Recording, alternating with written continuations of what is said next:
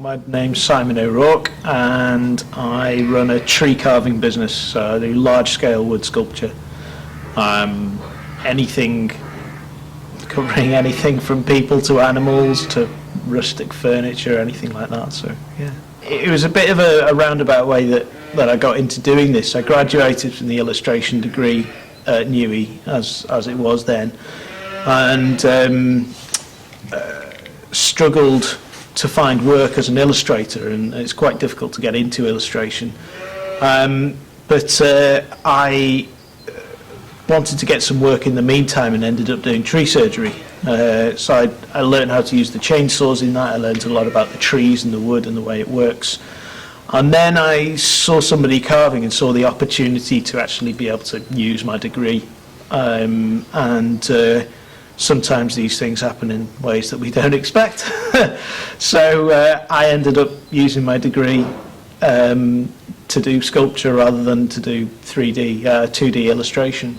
Having the illustration background has helped me an awful lot with communicating with customers, so I can produce a detailed sketch or a drawing of what I intend to do for the customer, and that's actually enabled me to get more jobs than if I hadn't been able to draw.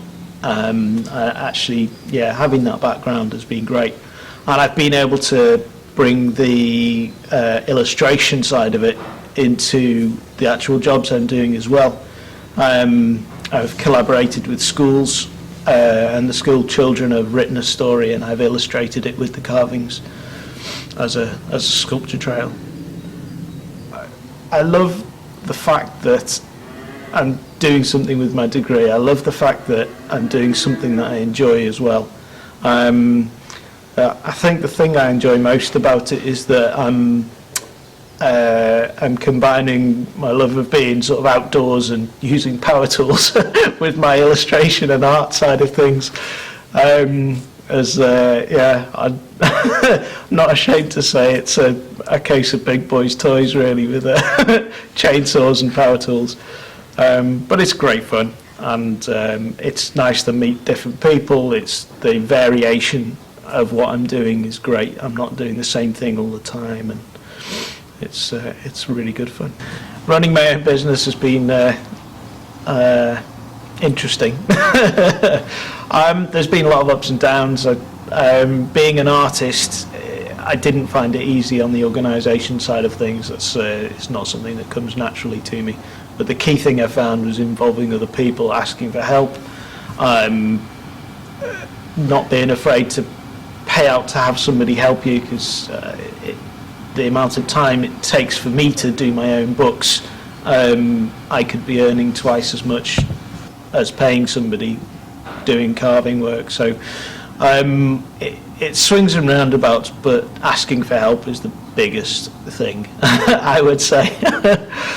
I do have plans for the future for the business. With it being focused around me and my own work, it's more difficult to expand in terms of employees. But there's all sorts of different routes we can take. I'm going to start producing master carvings for a friend of mine who does casts. We're going to do some reproductions that way. I'm going to get into doing possibly get into being an agent for sculptors, and actually getting the work for other chainsaw sculptors as well. And the other side of it is I'd really like somebody to be able to carry on the business after I can't carve anymore. So I'd like to take on an apprentice at some point. I need the groundwork in place before I do that, though.